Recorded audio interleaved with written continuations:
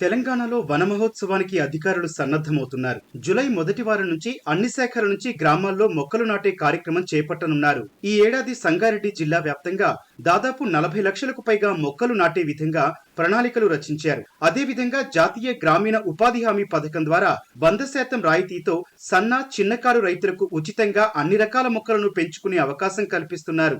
Job card కలిగిన రైతులు దీనికి అర్హులుగా పరిగణిస్తున్నారు. గ్రామ పంచాయతీల ద్వారా మొక్కల పంపిణీ చేసేలా ఏర్పాట్లు చేస్తున్నామంటున్న సంగారెడ్డి జిల్లా ప్లాంట్స్ మేనేజర్ మణికుమార్ తో మా ప్రతినిధి రామకృష్ణ ముఖాముఖి ఇప్పుడు చూద్దాం.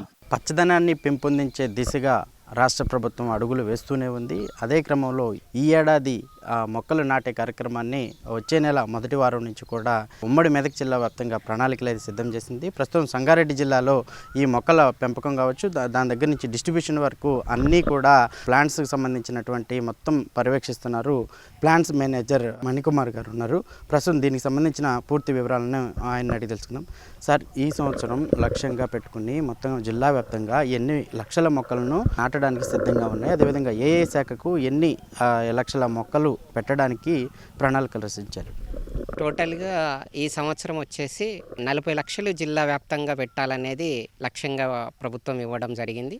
సో దాంట్లో భాగంగానే అన్ని డిపార్ట్మెంట్ల వారీగా మొక్కలు నాటడానికి ప్రణాళికలు చేయడం జరిగింది. డిఆర్డిఏ అయితే 23 లక్షలు, ఫారెస్ట్ అయితే 5 లక్షలు, ఎక్సైజ్ డిపార్ట్మెంట్కి 1,20,000, అగ్రికల్చర్ డిపార్ట్మెంట్కి 1,500, అట్లా ప్రతి డిపార్ట్మెంట్కి కూడా టార్గెట్ ఇవ్వడం జరిగింది. ఆ టార్గెట్ ప్రకారం ప్లస్ దాంతోపాటు మున్సిపాలిటీలు ఏవైతే ఉన్నాయో ఆ మున్సిపాలిటీలకు కూడా టార్గెట్ ఇవ్వడం జరిగింది.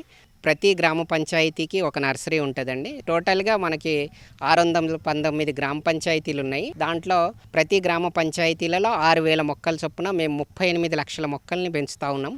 జిల్లాలో 48 లక్షల వరకు మొక్కలు ఉన్నాయి, అన్ని డిపార్ట్మెంట్లు కలుపుకొని. మా లక్ష్యం ఏదైతే 23 లక్షలు ఉందో దానికి గాను మా దగ్గర 38 లక్షల మొక్కలు ఆల్రెడీ పెంచడం జరిగింది. ఇప్పుడు ప్రతి ఏడాది మొక్కలు నాటుతున్న క్రమంలో ప్రభుత్వ భూమి విస్తీర్ణం కూడా తగ్గిపోతుంది. ఇప్పుడు నూతనంగా నాటే మొక్కలను ఎక్కడ నాటడానికి భూసేకరణ కానీ లేకపోతే ఈ ప్రాంతాన్ని ఎక్కడెక్కడ గుర్తించారు? ఇప్పుడు నాటే మొక్కలని సంరక్షించడానికి సంరక్షకులు కానీ అదే పర్యవేక్షకులు కానీ ఏమైనా అందుబాటులో ఉంటారా? గత 10 సంవత్సరాలుగా నాటుతున్నాం. ఇది 11వ విడత వన మహోత్సవం కార్యక్రమం కాబట్టి కొంత భూమి అనేది తగ్గడం అయితే వాస్తవమే.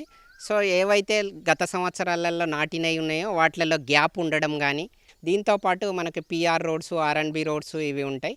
సో అవి ఎక్స్టెండ్ కానీ ఏవైతే ఉంటాయో వాటిలన్నిట్లో ఎవెన్యూ ప్లాంటేషన్ చేయడం కానీ, అదేవిధంగా ఫారెస్ట్ దాంట్లో హరితవనాలు అనే కాన్సెప్ట్ ఉన్నది, అవి కానీ, గతంలో పీపీవి పల్లె ప్రకృతి వనాలనే రైజ్ చేయడం జరిగింది. వాటిలలో గ్యాప్స్ కానీ ఇలా ఎక్కడైతే గ్యాప్స్ ఉన్నాయో వాటిని అన్నింటినీ ఐడెంటిఫై చేయడం జరిగింది. వాటిలలో నాటడానికి ప్రణాళికలు చేయడం జరిగింది. ప్రతి నాటిన మొక్కకి మెయింటెనెన్స్ కింద ₹3 చొప్పున ఇస్తూ ఉంటాం.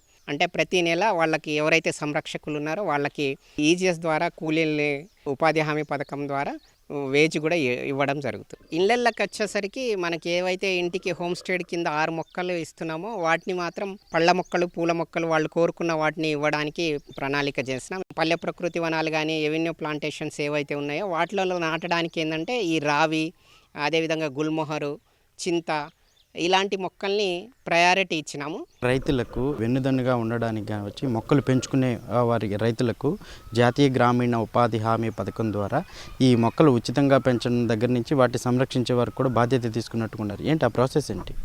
ఉపాధి హామీ పథకం ద్వారా 100% సబ్సిడీతోని మేము మామిడి, జామ, బత్తాయి, అల్లనేరేడు, డ్రాగన్ ఫ్రూటు, కొబ్బరి, ఈత ఇలాంటివి కూడా మేము రైతులకు ఇవ్వడం జరుగుతూ ఉంది. ఎవరైతే చిన్న సన్నకారు రైతులు 5 ఎకరాల లోపు ఉంటారో వాళ్ళందరికీ ఉపాధి హామీ పథకం ద్వారా వాళ్ళకి జాబ్ కార్డు కలిగి ఉంటే 100% సబ్సిడీతో మొక్కలు గుంతలకి ప్లస్ మొక్కలు నాటుకోవడానికి మొక్కల ఖరీదు, బతికిన ప్రతి మొక్కకి నెలకి ₹10 చొప్పున 3 సంవత్సరాల వరకు మెయింటెనెన్స్ కూడా ఇవ్వడం జరుగుతుంది. అలాంటి వాళ్ళు ఎవరున్నా జిల్లాలోని ప్రతి మండల కేంద్రంలో ఎంపీడీఓ గారిని సందర్శిస్తే వాళ్ళ దగ్గర అప్లికేషన్ ఇచ్చి ఏ రకమైన తోట పెట్టుకోవాలనుకుంటున్నారు అనేది వాళ్ళ అప్లికేషన్ ఇస్తే ఇమీడియట్గా అది ఒకసారి వెరిఫై చేసి వాళ్ళ ల్యాండ్స్ని తప్పకుండా వాళ్ళకి ఇచ్చే అవకాశం ఉంది. మేము ఏదైతే హార్టికల్చర్ ఇస్తున్నామో దీనికి కన్వర్జెన్స్ కింద ఉపాధి హామీ కింద ఎవరైతే రైతు ఈ బెనిఫిట్ పొంది పళ్ళ తోటల్ని పెంచుకుంటున్నారో వాళ్ళకి ఉద్యానవన శాఖ ద్వారా కూడా డ్రిప్ని మొదటి ప్రయారిటీ కింద వాళ్ళకి ఇక్కడ బెనిఫిషియరీ అయ్యి ఉంటే అక్కడ సబ్సిడీ ఏదైతే ఉందో ఎస్సీ ఎస్టీస్కి 100%, అదేవిధంగా అదర్ దాన్ ఎస్సీ ఎస్టీస్ అయితే 75% ఏదైతే ఉందో సేమ్ ఆ నామ్స్ ప్రకారం వాళ్ళు ఇవ్వడం జరుగుతుంది. ఫారెస్ట్ సర్వే ఆఫ్ ఇండియా వారి ప్రకారం అయితే మొత్తం తెలంగాణ రాష్ట్రంలో 7.7% గ్రీనరీ పెరిగినట్టుగా మనకు సర్వే వివరాలు ఉన్నాయి.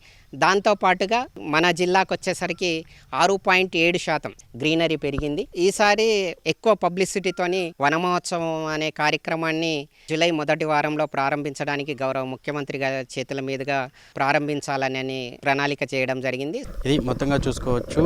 ఈ వన మహోత్సవానికి సంబంధించి అన్ని ఏర్పాట్లు చేసి సిద్ధంగా ఉన్నట్టు చెప్తున్నారు. అదేవిధంగా సంగారెడ్డి జిల్లా చూసుకున్నట్లయితే దాదాపు 6% పచ్చదనం పెంపొందించినట్లు కూడా జిల్లా స్థాయి అధికారులు చెప్తా ఉన్నారు. అదేవిధంగా ఈ మొక్కలకు సంబంధించి రైతులు చిన్నసారి రైతులకు కేంద్ర ప్రభుత్వం నుంచి ఇస్తున్నటువంటి జాతీయ గ్రామీణ ఉపాధి హామీ పథకం కూడా చాలా మంచిగా పనిచేస్తుందని కూడా చెప్తున్నారు. అదేవిధంగా రాయితీలు ప్రకటించి వారు పెంచుకోవడానికి అలాగే అధిక దిగుబడులు సాధించడానికి కూడా కేంద్ర ప్రభుత్వం అండగా నిలుస్తుందని కూడా చెప్తున్నారు. కెమెరామెన్ ఉమామషతో రామకృష్ణ, ఈటీవీ న్యూస్, సంగారెడ్డి జిల్లా నుంచి.